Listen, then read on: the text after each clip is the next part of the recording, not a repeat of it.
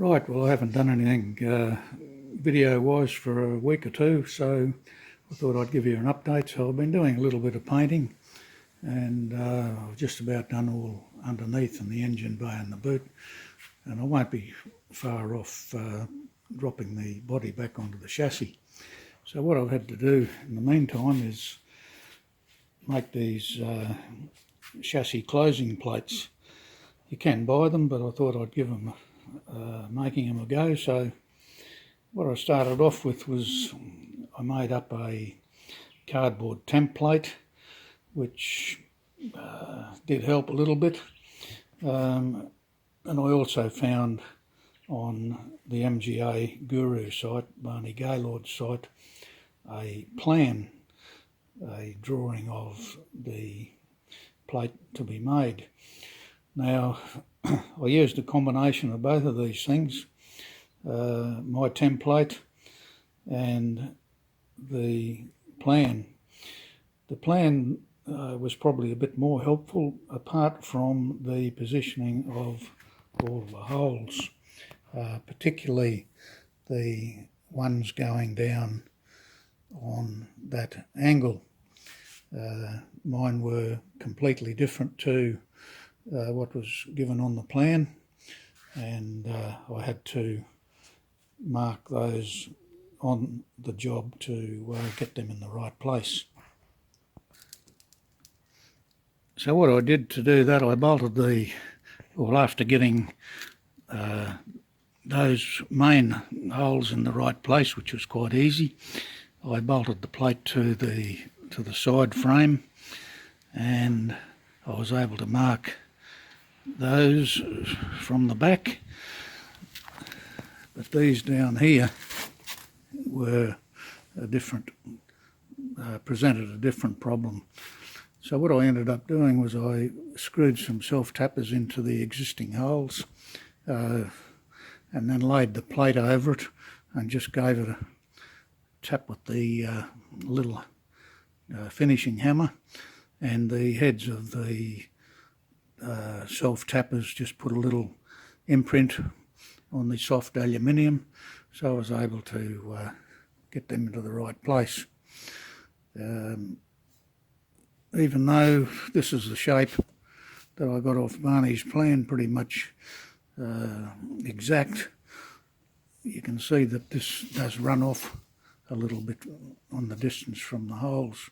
So I might just, not that you see it, but I might just trim that back to make that even. So whilst the plan on Barney's site came off someone else's plates, quite possibly these aren't all the same. Certainly the holes may have been drilled, these holes may have been drilled a little bit at random, or the plates may have been made in different places. Who knows what the story was, but anyway, we've got a result there. So what I'll do is I'll put some behind there and behind there. Down the bottom here there was a felt sort of a packing or gasket type thing, so I'm going to put some closed cell foam rubber in there, which should not absorb water and should give that a good seal. And on the outside here there's a cork body to frame gasket which I've made. One little observation, on the plan from Barney's site, that distance there was 7/16 of an inch. However, the gap between there and the side of the frame is quite a lot wider. So if I was to make them again, I'd probably try and close that gap up a little bit. The closed cell foam rubber will take up the slack there, but and not that anything's going to come in down through the top, but just a little thing to be mindful of if you're going to make them.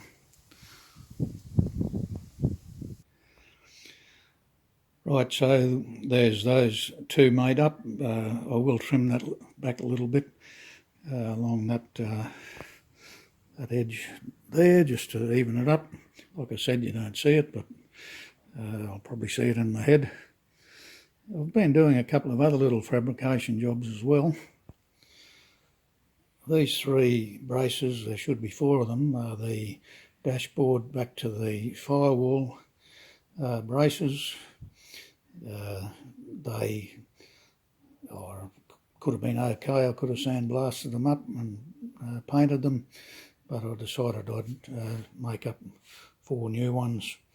So that was just a simple matter of cutting some material and putting it in the folder. I was able to get that little bend there in the vise. Didn't need a shrinker or anything, it just formed up okay. So that's those four done. Quite some time ago, probably on a previous video, I would have shown the template and the heat shield that I've made. There's been quite a lot of discussion on how to do the installation on these things, and there's quite a lot of information on MGA Guru's site, on Barney's site, as to how people have insulated them with different materials. Going back on the earlier cars I had back in the day, I don't recall any huge problem with overheating in that area, but my younger brother did tell me we did have one bit of an issue coming back on a trip we did together, so, but I don't remember that. But anyway, I've made that up, and I'm thinking that I might insulate this a little bit differently. What I propose to do is make up